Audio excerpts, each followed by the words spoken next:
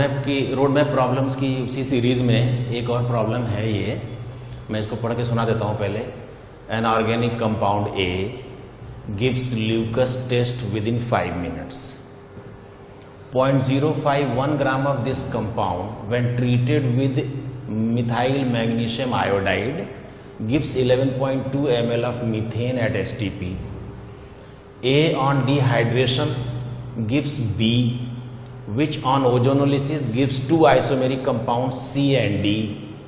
D gives positive tolerance test but negative iodoform test, while C gives positive iodoform test but negative tolerance test.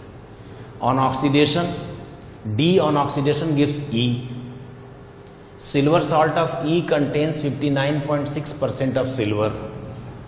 C on heating with dilute NaOH gives F, which on treating with sodium hypoiodide solution gives yellow compound along with sodium salt of acid G. G एक नया acid है. G on decarboxylation gives H, while on treating with isobutene in HF, in presence of HF, gives I. I on monochlorination gives 4 monochlorostructural isomers. C on heating with magnesium followed by hydrolysis gives J, which on periodic oxidation gives C again, while on treating with dilute H2SO4, J undergoes a rearrangement to give K. K forms oxime but doesn't give Fehling's test and tolerance test. Assign structures of A to K with reasoning.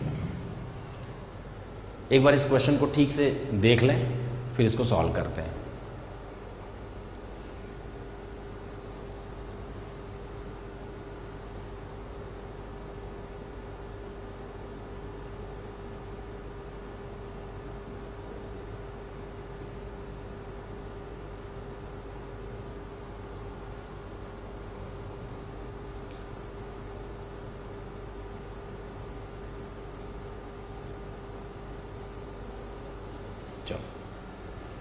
तो इसको solve करते हैं इस question को। सबसे पहली line है an organic compound A gives Lucas test within 5 minutes। इसका मतलब ये एक सेकेंडरी अल्कोहल है और 0.051 gram of this A when treated with MEMgI gives 11.2 ml of methane at STP। कोई भी अल्कोहल, सेकेंडरी हो, प्राइमरी हो, टर्शरी हो, कोई भी अल्कोहल अगर मिथाइल मैग्नीशियम आयोडाइड या किसी भी मिथाइल ग्रिगनाट से रिएक्शन करेगा तो मीथेन गैस निकालेगा। इन्होंने कहा ये 11.2 ml है STP पर। इसका मतलब क्या है? 11.2 ml of methane is obtained by 0.051 gram of alcohol. तो 22,400 ml ऑफ मीथेन कितने से मिलेगी भाई? 0.051 into 22,400 divided by 11.2। This comes out to be, अगर आप इसको सॉल्व करें तो ये आ जाता है कुछ 102 ग्राम। यानी कि हमारे अल्कोहल का, जो कि एक सेकेंडरी अल्कोहल है, ल्यूकस टेस्ट से पता लगा कि ये एक सेकेंडरी अल्कोहल है। इस अल्कोहल का मॉलिक्यूलर वेट है, मॉलिक्यूलर वेट कितना है भाई? 102। इस अल्कोहल में 17 ग्राम तो होता है, 17 तो होता है OH का वेट।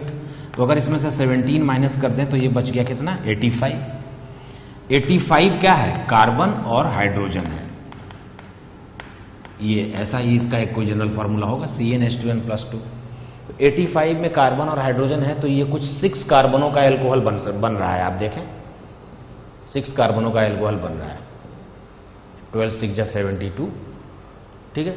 तो ये 6 कार्बनों का अल्कोहल बन रहा है। तो यानी कि हमें ये पता लग गया कि जो A है ना, A उसका मॉलिक्यूलर फॉर्मूला है C6H13OH। C6H13OH ये इसका मॉलिक्यूलर फॉर्मूला है। A का मॉलिक्यूलर फॉर्मूला हमें पता लग चुका है और ल्यूकस टेस्ट की जो एक इंफॉर्मेशन है, इससे हमें ये पता लग गया कि जो A है वो एक सेकेंडरी अल्कोहल है। इतनी बात हमें पता लग चुकी है। अब एक सेकेंडरी अल्कोहल है ये A, जिसके बारे में उन्होंने ये कहा, जिसका मॉलिक्यूलर फार्मूला हमें पता है। इसका मॉलिक्यूलर फार्मूला है C6H13OH और इसके लिए ये कहा गया कि जब हमने इसका डिहाइड्रेशन करवाया, यानी कॉन्सेंट्रेटेड H2SO4 से हमने जब इसमें से वाटर निकलवाया तो एक कंपाउंड बना जिसका नाम उन्होंने रखा है B। इस B की जब ओजोनोलिसिस करवाई गई तो C मिला और साथ में मिला एक कंपाउंड D। D के लिए उन्होंने कहा है कि D टॉलेंस टेस्ट तो देता है लेकिन आइडोफॉर्म टेस्ट नहीं देता।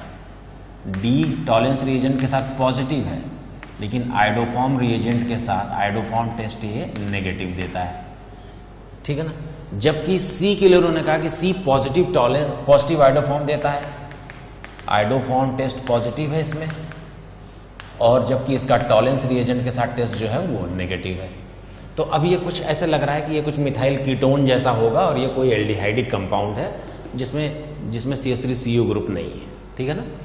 और 6 कार्बन है, 6 कार्बनों का इनिशियल कंपाउंड था जिससे एल्कीन बना, और एल्कीन 6 कार्बनों के एल्कीन से एक तरफ से कीटोन मिला है जो प्रोबेबली एसीटोन होगा और जो टॉलेंस टेस्ट नहीं देता लेकिन आइडोफॉर्म टेस्ट देता है। और बाकी जो 3 कार्बनों का अगर ये कंपाउंड होगा तो 3 कार्बनों का ये एल्डिहाइड होगा, ठीक है। अभी चेक कर लेते हैं। उसके बाद उन्होंने कहा कि D को ऑक्सीडाइज करवाएं। इन्होंने कहा भाई D को अगर हम ऑक्सीडाइज करवाएं तो एक एसिड बनता है E। D एक एल्डिहाइड है, ये पकड़ में आ चुका है, तो D से एक एसिड बनता है। ये पता लग गया है कि ये जो है D एक एल्डिहाइड है और C एक कीटोन है, ये तो पता लग चुका है। अब इसके ऑक्सीडेशन से E बनता है तो E जाहिर है एक एसिड होगा। और उन्होंने कहा कि इस E का अगर हम सिल्वर सॉल्ट बनाएं, यानी AgOH वगैरह से अगर रिएक्शन करवा के कोई सिल्वर सॉल्ट बनवाएं अगर Ag का, तो उन्होंने कहा कि इसमें सिल्वर जो है वो 59.6% सिल्वर है। कंफर्म कर लेते हैं। हमने कहा कि ये 3 कार्बनों का एल्डिहाइड है और ये 3 कार्बनों का कीटोन है। 3 कार्बनों का एक ही कीटोन पॉसिबल है। 3 कार्बनों का एक ही कीटोन पॉसिबल है, कौन सा? एसीटोन। और 3 कार्बनों का एक ही एल्डिहाइड भी पॉसिबल है, कौन सा?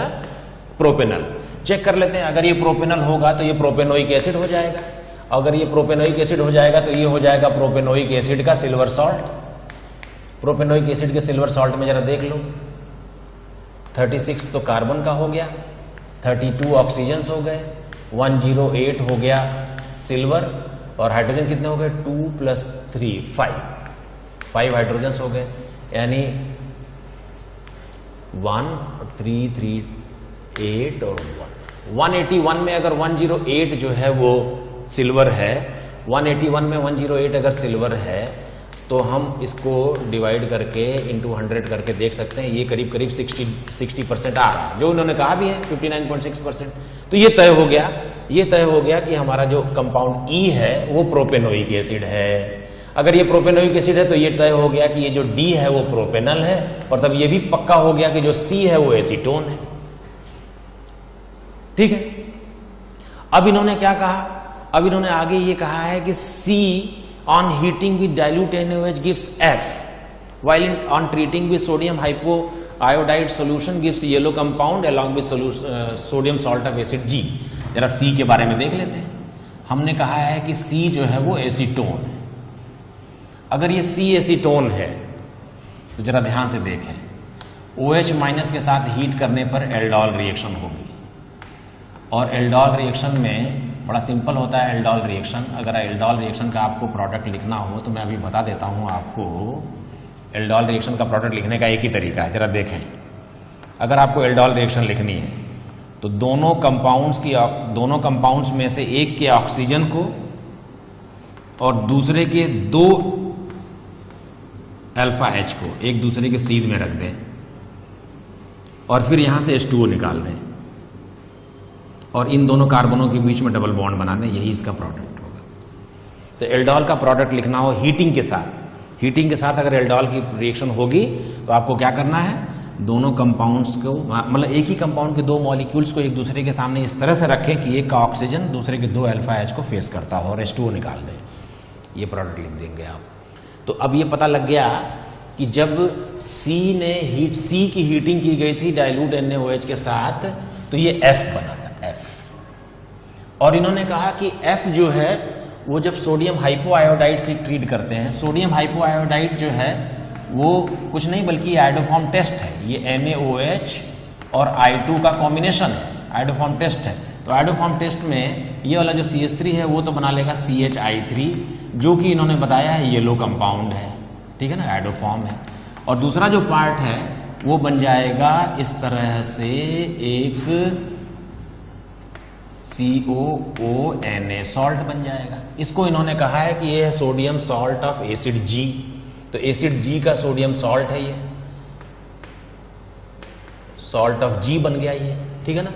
और उन्होंने कहा कि इसका हम जो है अगर हम डीकार्बोक्सिलेशन करवा दें, यानी सोडा लाइम से ट्रीट कर दें और CO2 निकलवा दें, तो एक कंपाउंड बनता है H। तो ये ले भाई, ये कंपाउंड बन गया H।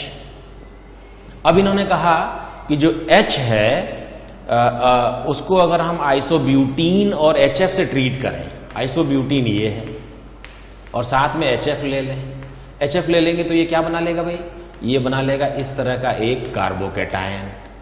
और एल्कीन के ऊपर कार्बोकेटायन से ट्रीट करोगे तो कार्बोकेटायन एक इलेक्ट्रोफाइल है, और ये जो कार्बोकेटायन है ये इलेक्ट्रोफाइल से ट्रीट करने के बाद यहां पर लग जाएगा बाहर की ओर, ठीक है ना। Electrophile comes on an alkene in such a manner so that it can form so that it should form a more stable carbocation. तो आप देखें ये कार्बोकेटायन बन जाएगा, जिसको अगर हाइड्राइड वगैरह से, सोडियम हाइड्राइड वगैरह से H- दे दें तो फाइनली ये क्या बन जाएगा, फाइनली ये इस तरह का एक कंपाउंड बन जाएगा। इसका नाम इन्होंने रखा है J। एक मिनट, इसके बाद H को ट्रीट किया आइसोब्यूटीन से, इससे करा तो ये I बना, दिस इज I। अब इस I के लिए इन्होंने लिखा है कि I जो है वो 4 मोनोक्लोरो प्रोडक्ट्स देता है। देख लें, अगर मोनोक्लोरो लगाएं तो एक यहां से मिलेगा, एक यहां से मिलेगा, एक यहां से मिलेगा और एक यहां से मिलेगा। 4 मोनोक्लोरो प्रोडक्ट्स भी मिलते हैं, 4 मोनोक्लोरो भी मिलते हैं। तो ये पक्का हो गया कि ये I है, I की स्ट्रक्चर हमें पता लग चुकी है। अब इन्होंने ये कहा कि जो C है उसको अगर हम डाइल्यूट H2SO4 से ट्रीट कर दें, C को while C on treating with dilute H2SO4, just a minute, C on heating with magnesium followed by hydrolysis और उसके बाद J बनाता है। C को अगर हम मैग्नीशियम के साथ हीट कर दें, तो मैग्नीशियम के साथ अगर हम एसीटोन को या किसी इस तरह के कीटोन को हीट करते हैं ना बच्चे, तो इसमें क्या होता है, इसमें ये इस तरह से ये जो डाईवैलेंट मैग्नीशियम है ना, वो इस तरह से ऐसे ऑक्सीजन के साथ कनेक्ट हो जाता है, ठीक है ना। एक्चुअली होता क्या है, होता ये है कि पहले ये डाई रेडिकल में बदल जाता है। ये डाई रेडिकल ऐसे 2 बन जाते हैं, 2 में से कार्बन कार्बन के बीच में तो बॉन्ड बन जाता है, और जो O है वो मैग्नीशियम के साथ बैलेंस हो जाते हैं। और अगर आप इसकी हाइड्रोलिसिस करवा दें, तो हमें मिल जाता है एक विसिनल डाइऑल। ये पिनाकॉल जैसी रिएक्शन है, ये विसिनल डाइऑल है। इसका नाम इन्होंने रखा है J रखा है इसका नाम।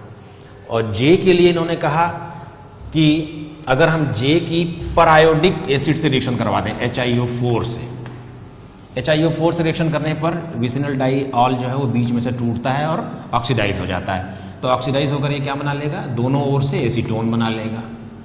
तो ये हो गया C। इन्होंने कहा कि J का हम परायोडिक ऑक्सीडेशन करवाएं तो C वापस मिल जाता है, 2 मोल C के मिल जाएंगे।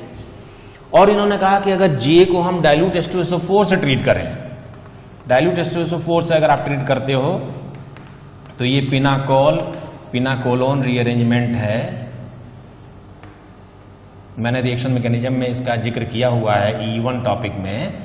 पिनाकोलोन रीअरेंजमेंट से ये क्या हो जाएगा, ये एक कीटोन बन जाएगा, ठीक है ना। पिनाकोलोन रीअरेंजमेंट क्या होता है, पहले H+ जो है वो किसी एक OH पर जाके प्रोटोनेशन करवाता है। प्रोटोनेशन करने के बाद H2O वहां से निकल जाता है। जहां से H2O निकलता है उस पर कार्बोकेटायन बनता है। ये कार्बोकेटायन +M की स्टेबिलिटी के लिए एक मिथाइल को शिफ्ट करवा देता है और यहां आ जाता है। फिर यहां से H+ फायर हो जाएगा और कीटोन बन जाएगा। इन्होंने कहा कि ये कंपाउंड बना है रीअरेंजमेंट के बाद K, इसका नाम रखा है K। और K के लिए इन्होंने कहा कि K जो है वो ऑक्साइम तो बनाता है, तो K ऑक्साइम बना लेगा। ये देख लो, K जो है वो ऑक्साइम बना लेगा। K will form an oxime because it is a carbonyl compound. लेकिन ये K जो है वो फेलिंग के साथ या टॉलेंस रिएजेंट के साथ टेस्ट नहीं देगा। तो हमें पता लग गया। अब हमें A निकालना है। A कैसे बना है भाई? B से बना है। B कैसे बना है? मतलब A का जब हमने डिहाइड्रेशन किया तो B बना, और B की ओजोनलिसिस की तो इसके दो टुकड़े हो गए, C और D बना। और C और D के बारे में हम जानते हैं। C क्या है? C है एसीटोन, और D क्या है?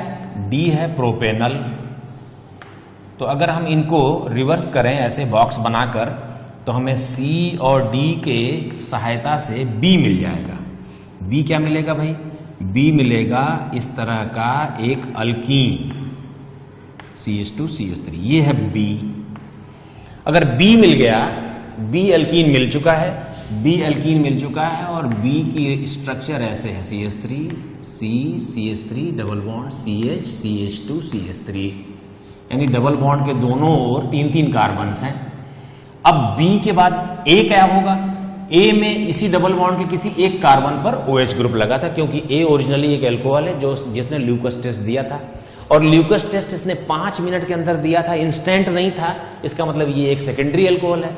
अगर हमने डबल बॉन्ड के लेफ्ट में OH लगाया तो टर्शरी अल्कोहल बनेगा, जो हमारा आंसर नहीं होगा, और अगर हमने राइट में OH लगाया तो सेकेंडरी अल्कोहल बनेगा, जो हमारा आंसर होगा।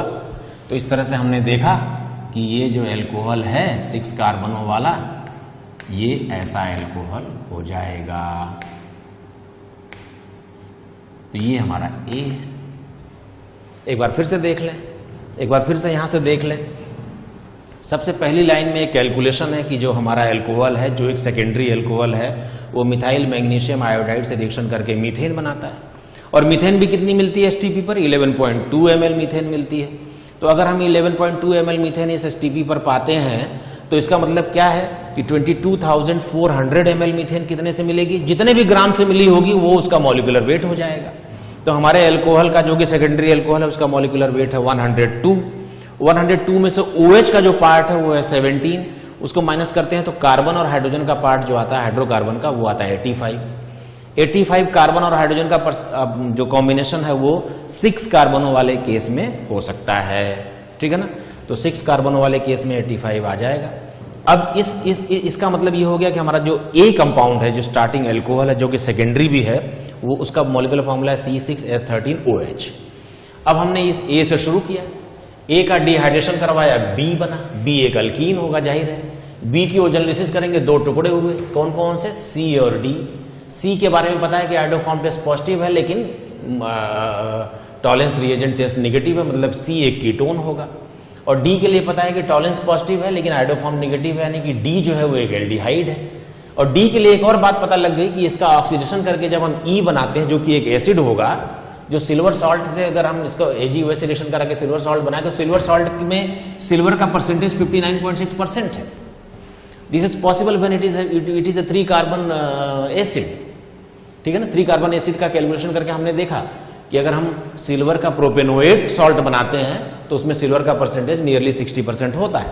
तो ये तो पता लग गया कि एल्डिहाइड 3 कार्बनों का है, और क्योंकि ये एल्डिहाइड टॉलेंस टेस्ट देता है लेकिन आइडोफॉर्म टेस्ट नहीं देता, इसलिए ये 3 कार्बनों का एल्डिहाइड वैसे ऐसा ही बन सकता है, केवल CH3 CH2 CHO। और अगर ये 3 कार्बनों का एल्डिहाइड है तो दूसरे हिस्से में C में भी 3 ही कार्बन होंगे। क्यों?